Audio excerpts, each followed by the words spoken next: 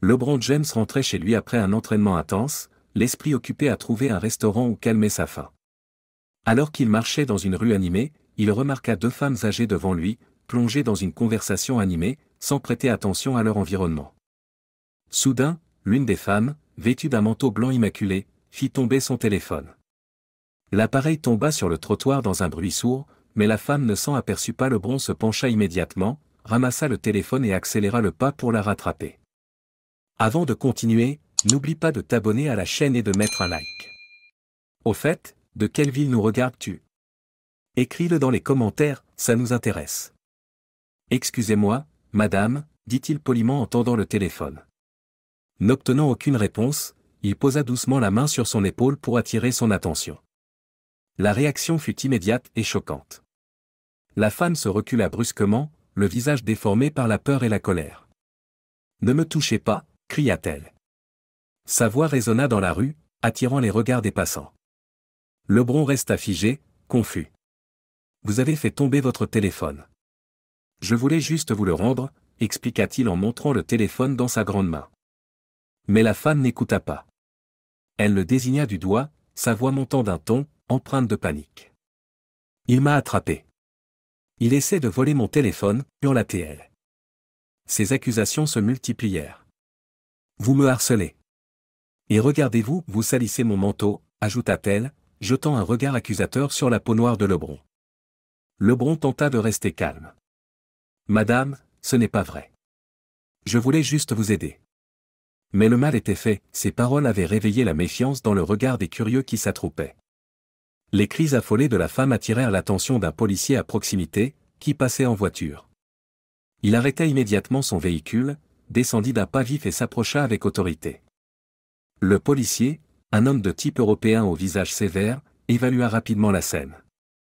Il vit une femme âgée et agitée désignant un grand homme noir. Cela lui suffit pour agir. « Que se passe-t-il ici ?» aboya le policier, sa main posée sur son arme de service. Avant que LeBron ne puisse répondre, la femme le pointa de nouveau du doigt. « Il m'a attrapé. Il a essayé de voler mon téléphone », cria-t-elle, sa voix tremblante de colère simulée. LeBron leva légèrement les mains, toujours tenant le téléphone. « Monsieur l'agent, ce n'est pas vrai. Elle a fait tomber son téléphone. Je voulais juste le lui rendre. » Mais le policier ne voulut rien entendre. Il sortit son arme et la pointa directement sur LeBron. Les mains derrière la tête. À genoux, tout de suite, ordonna-t-il d'une voix tranchante et impitoyable. Le cœur de LeBron s'emballa. « Monsieur l'agent, s'il vous plaît, dit-il calmement, essayant de désamorcer la situation. Je n'ai rien fait de mal. J'ai dit, à genoux, cria à nouveau le policier, son doigt resserrant sa prise sur la gâchette. Comprenant le danger, LeBron s'exécuta lentement, s'agenouillant sur le trottoir, les mains derrière la tête. Le téléphone, cause de tout ce chaos, glissa de ses mains et tomba sur le sol. La foule regardait, stupéfaite, l'un des athlètes les plus célèbres au monde traité comme un criminel ordinaire. Pour la première fois depuis longtemps, LeBron se sentit impuissant. Sa célébrité, ses accomplissements, rien de tout cela ne semblait compter à cet instant. Pour le policier, il n'était qu'un autre homme noir qu'il fallait remettre à sa place. Alors que LeBron s'agenouillait sur le trottoir, le policier maintenait son arme braquée sur lui, son visage fermé d'autorité. L'air était saturé de tension, le silence de la foule n'étant brisé que par quelques murmures. Puis, un changement s'opéra. Un jeune passant, téléphone en main, poussa un cri surpris. « Attendez une seconde. C'est LeBron James » s'exclama-t-il, sa voix perçant le silence. Le policier fronça les sourcils, se tournant vers le jeune homme. « De quoi parlez-vous » LeBron James, répéta le jeune homme en montrant du doigt l'homme à genoux. Le joueur de basket. L'un des meilleurs de tous les temps. C'est lui. Les yeux du policier s'écarquillèrent légèrement. Il observa LeBron de plus près, reconnaissant enfin le visage qu'il avait vu des centaines de fois à la télévision et dans les magazines. Sa prise sur l'arme se relâcha. LeBron, toujours calme mais visiblement frustré, prit la parole. « Oui, je suis LeBron James. Je voulais juste rendre son téléphone.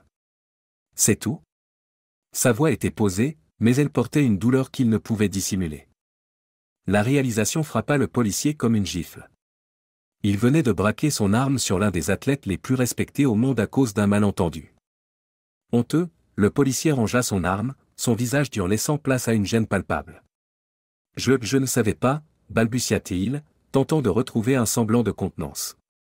Lebron se releva lentement, dominant de sa stature imposante le policier, ses mains toujours levées en signe de paix.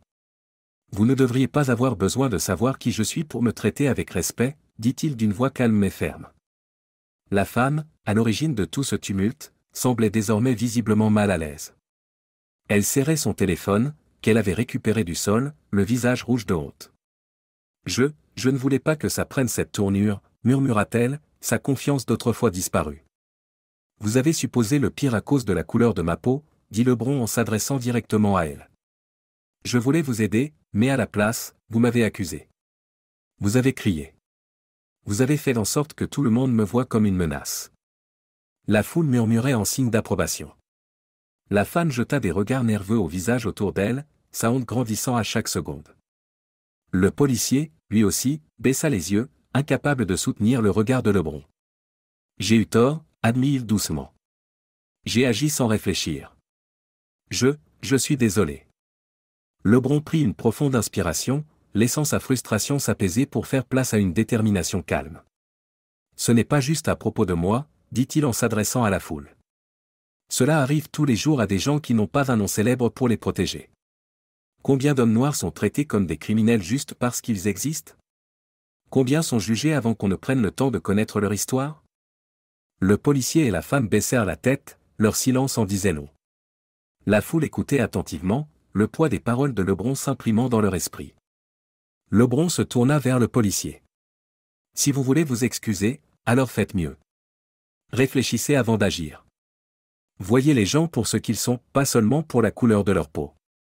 Il se tourna ensuite vers la femme. Quant à vous, la prochaine fois que quelqu'un vous aide, n'assumez pas le pire juste parce qu'il ne vous ressemble pas. Ce n'est pas de la peur. C'est un préjugé. La femme hocha la tête, les larmes aux yeux. Je suis désolé, murmura-t-elle. Alors que la foule commençait à se disperser, Lebron se tenait droit, son message transmis. Il n'avait pas besoin de rester pour argumenter davantage. Il avait dit tout ce qu'il fallait. S'éloignant de la scène, il ne pouvait s'empêcher de réfléchir à ce qui venait de se passer. La douleur de l'instant était réelle, mais il en était de même pour la puissance de s'élever contre l'injustice. Le policier et la femme restèrent seuls avec leurs actes, leur honte servant de rappel à quel point les suppositions hâtives peuvent causer du tort. Et la foule? Elle repartit avec une histoire qu'elle n'oublierait pas, une leçon d'empathie, d'humanité et du coup des préjugés. N'oubliez pas de vous abonner à notre chaîne et de liker cette vidéo pour montrer votre soutien.